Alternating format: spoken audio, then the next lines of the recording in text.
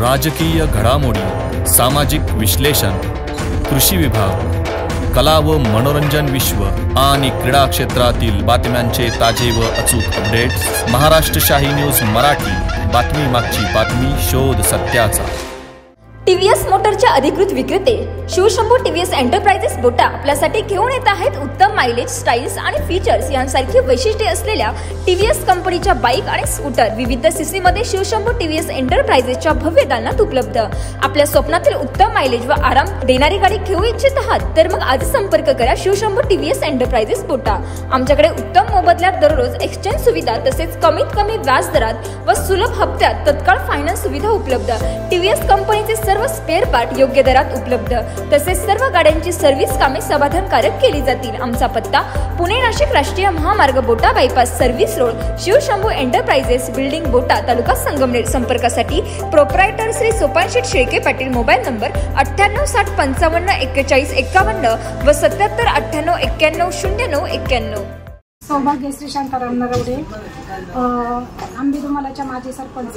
मी आंबेदुमाला ग्रामस्थांच्या वतीनं, तमाम महिला भगिनींच्या वतीनं, सर्व बचत गटांच्या वतीनं अमोल भाऊ, मी तुमच्या या आंदोलनाला खरोखर पाठिंबा देत आहे।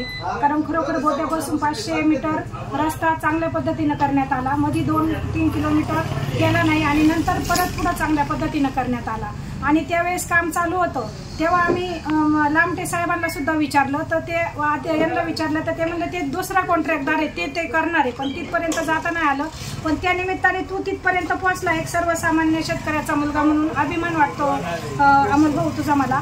कारण खरोखर हे असं कोणी ना कोणी वाचा फुडली पाहिजे आणि कुठल्याही राजकीय काही तुला आंदोलन केल्यामुळे राजकीय दबाव जर आला असेल तर त्या दबावाला बळी न पडता ह्या लाडक्या बहिणी नसून शेतकऱ्याच्या लाडक्या लेकी आहेत आणि त्या खंबीर तुझ्या पाठीमागे उभं राहतील आणि उद्याच्या आंदोलनामध्ये आम्ही चांगल्या पद्धतीनं दाखवून देऊ का एक सर्वसामान्य शेतकऱ्याच्या मुलाच्या पाठीमागे किती महिला उभ्या राहू शकतात।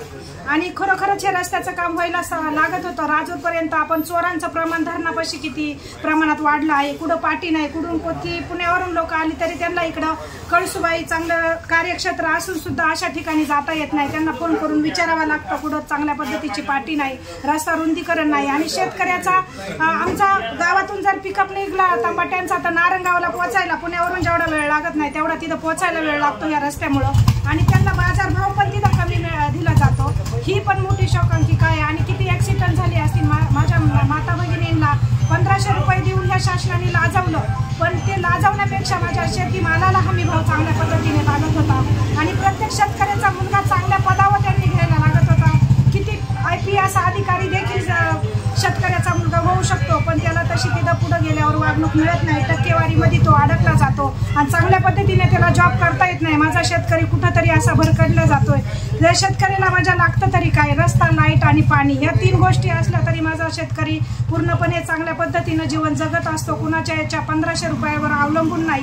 शासनाला मी या निमित्ताने एवढीच विनंती करीन, आम्हाला 1500 रुपये दिलं तरी नाही चालतील, पण माझ्या शेतकऱ्याच्या मालांना सुद्धा आम्ही हमी भाव चांगल्या पद्धतीने दिला पाहिजे आणि हे रस्ते देखील चांगली पाहिजेत। डिलिव्हरीची जर एखादी केस नेली तर ती रस्त्यानेच डिलिव्हरी होण्याची शक्यता असते आणि आणखीन काहीतरी विपरीत घडण्याचं देखील घटना माझ्या पठार भागामध्ये घडलेल्या आहेत, त्या पण ह्या निमित्ताने थांबल्या पाहिजेत। एवढं बोलून मी माझ्या बंधूला चांगल्या पद्धतीनं पाठिंबा देते आणि उद्या चांगल्या 9 वाजता माझ्या माता भगिनींना मी विनंती करते, एक दिवस आपल्या हक्काचा, आपल्या न्यायासाठी लढलं पाहिजे आणि प्रत्येक जणीनं ह्या शेतकऱ्याच्या लाडक्या लेकीनं ह्या आंदोलनामध्ये सहभाग घेतला पाहिजे, एवढी मी विनंती। महाराष्ट्र शाही न्यूज मराठी, बातमी मागची बातमी, शोध सत्याचा।